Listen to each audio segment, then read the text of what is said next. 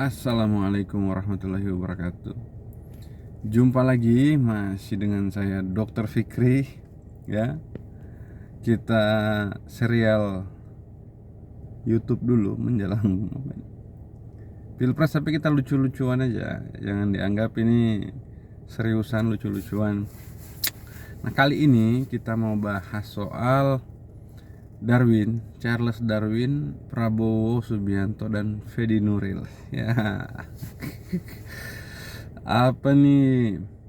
Apa korelasi antara pikiran Darwin, pikiran Prabowo, dan pikiran Fedi Nuril? Ya. Karena Darwin itu pemikir besar, oke? Pemikir besar. Prabowo politisi besar di Indonesia setidaknya, dan Fedi Nuril juga artis besar di Indonesia setidaknya. Nah, jadi memang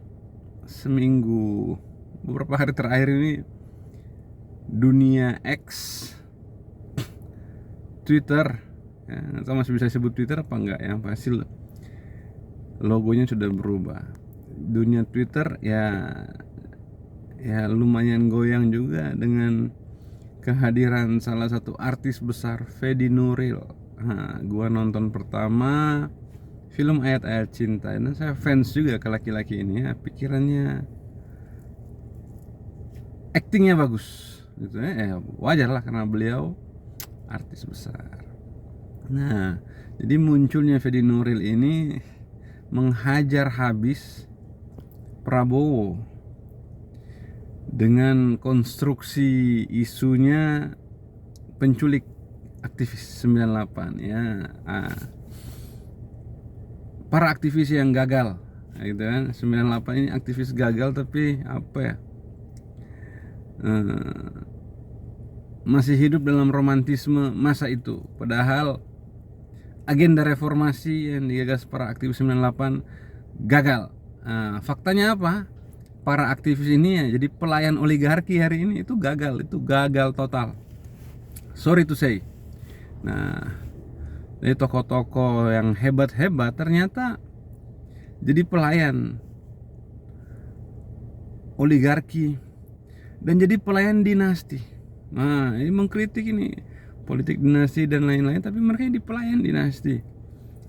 Di Demokrat ada aktivis 98, siapa nggak kenal ya, nggak perlu kita sebut nama lah ya. Di Demokrat ada melayani politik dinasti, wah gitu kan. Di Nasdem ada aktivis 98, pentolan-pentolannya sama. Di mana Demokrat pentolannya juga, di Nasdem juga sama, tutup mata terhadap praktek politik dinasti di Nasdem. Di PDI Perjuangan ada juga, gitu, tutup mata terhadap praktek politik dinasti di internal partai. Nah, jadi di partai-partai lain lah, di Gelora Cikal Bakalnya juga ada juga dinasti. Jadi itulah teman-teman para senior, abang dah kakak dah aktivis 98 yang sorry to say gagal total, karena ternyata kalian teriak soal reformasi, semangat progresif, pembaharuan dan lain sebagainya, mengutuk keras dinasti, oligarki. Nah, tapi tanpa disadari banyak dari para pentolan-pentolan ini itu menjadi pelayan ide-ide yang mereka kritik. Ya, sorry to say. Nah, apa kaitan dengan Fedi Nuril ya? Fedi Nuril mengaitkan menghajar Prabowo dan para pemujanya itu dengan isu penculikan aktivis 98. Nah, itu ya, menghakimi Prabowo dari masa lalu. Nah, kenapa ada Darwin? Disinilah korelasinya. Singkat aja ini, kita nggak panjang-panjang. Jadi begini, prinsip evolusi itu bahwa segala sesuatu alam semesta ini dan seluruh yang ada di dalamnya itu bertumbuh, berkembang, dan karena itu dia berubah. Nah, Kenapa dia harus bertumbuh dan berkembang dan dia berubah? Karena dia mau survivability of the fittest. Nah, perubahan itu keharusan untuk survive. Kalau you nggak berubah, ya you nggak bisa survive, you mati. Karena hakikat alam semesta ini bertumbuh, berkembang, mengembang, artinya dia berubah dari segi ukuran dan lain sebagainya, berubah. Nah, otomatis yang di dalamnya juga ikut berubah. Itulah hakikat dasar dari prinsip survivability dalam teori evolusi Darwin. Artinya apa? Yang berubah itu bukan hanya dunia alam semesta, bukan hanya dunia fisik atau dunia hewan dan dunia tumbuh-tumbuhan, bukan hanya dunia fisik dari manusia, tapi dunia mental juga ikut berubah. Nah, jadi ada orang yang di masa lalunya dia baik, kok hari ini dia berubah ya jadi jahat.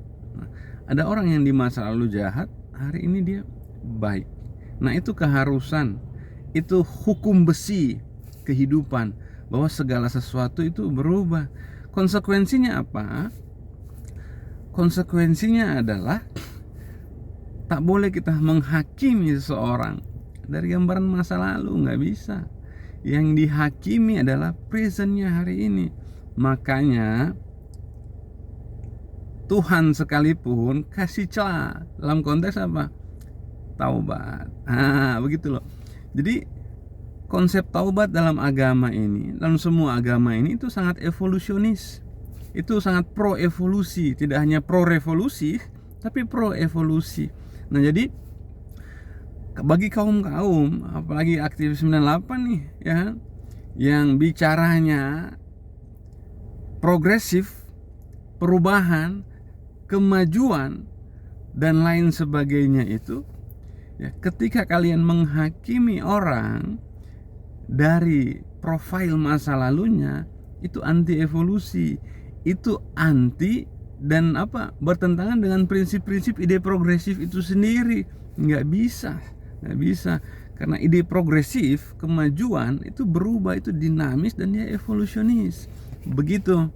Jadi apa kaitan Darwin? Ya, Darwin dengan ide evolusinya bahwa kehidupan ini berubah, segala sesuatu itu berubah, dan jangan kita ikatkan, kita paksakan dunia mental kita menolak itu, nggak bisa. Itu hukum besi kehidupan, itu hukum besi kosmologi, itu hukum besi alam semesta, itu juga hukum besi makhluk hidup, hukum besi organisme yang hidup, biologi dan lain sebagainya. Semuanya berubah. Bukan pasti gua bela Prabowo, enggak, tapi kita harus adil sejak dari pikiran. Itu kalau mau betul-betul kita berada pada pro yang progresifnya. Kata Ibnu Khaldun kan jelas, atas semua inisiatif apapun itu, apakah itu personal, apakah itu komunal, apakah level organisasi,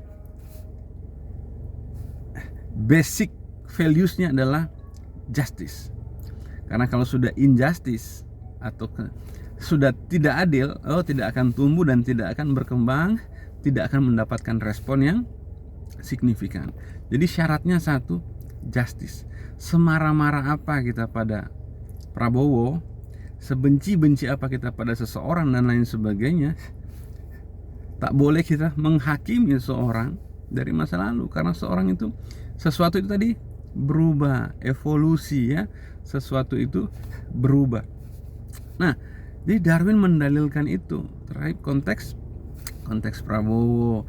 Nah, ketika kita mendefinisikan kaum progresif, pro perubahan, anti status quo, menolak konservatif dan lain sebagainya, tapi kita menghakimi seseorang dari masa lalunya, itu juga adalah ide-ide yang konservatif, begitu ya. Karena progresif, dia berubah, orang berubah, semuanya berubah. Yang kemarin kita datang ke kampung masih kecil, 15 tahun depan kita balik lagi sudah besar, sudah menjadi dewasa dan remaja. Itu perubahan. Dan yang berubah, ingat, bukan hanya faktor fisiknya saja, tapi juga dunia mental dan pikirannya, termasuk ide-idenya.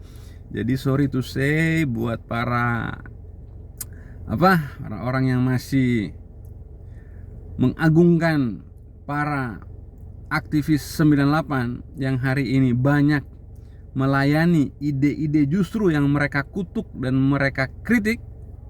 Ide apa itu? Ide dynasty, ide oligarki, dan lain sebagainya. Dan hari ini mereka menjadi penyembah dan pelayan terhadap ide-ide itu di partai mereka masing-masing, ya.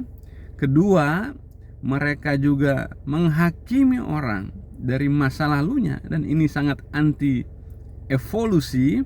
Ini bertentangan dengan pikiran-pikiran progresif. Nah, maka itu anomali dan apa?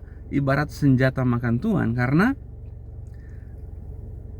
frasa-frasa dan terminologi keadilan yang didengung-dengungkan, yang didalil-dalilkan, yang disembah-sembahkan, ternyata dibunuh oleh mereka sendiri. Di mana tempatnya? Di pikiran mereka sendiri. Tidak adil sejak dari pikiran. Ayo kita lawan Prabowo dan segala instrumen kemapanannya dan segala instrumen kelompok orang di sekitarnya, ya. Tapi dalam perlawanan sekalipun kita harus bersikap adil. Tak boleh kita menghakimi orang dari masa lalunya. Itu udah lewat, itu udah past event, itu udah masa lampau. Ayo kita lawan dia hari ini, karena di situ ada instrumen kekuasaan, di situ ada instrumen oligarki, di situ ada instrumen dynasty. Tapi pastikan ketika kita melawan itu, badan kita ini bersih dari instrumen-instrumen dynasty, bersih dari instrumen-instrumen oligarki, bersih dari instrumen-instrumen kekuasaan. Itulah petarung dan pahlawan sejati. Terima kasih. Saya Dr. Fikri. Tapi sebelum undur diri, jadi itu korelasinya antara Darwin, Prabowo, dan Fedi Nuril. Oke, goodbye 98. Ini sudah 2024. Saya Dr. Fikri, saya undur diri. Salam.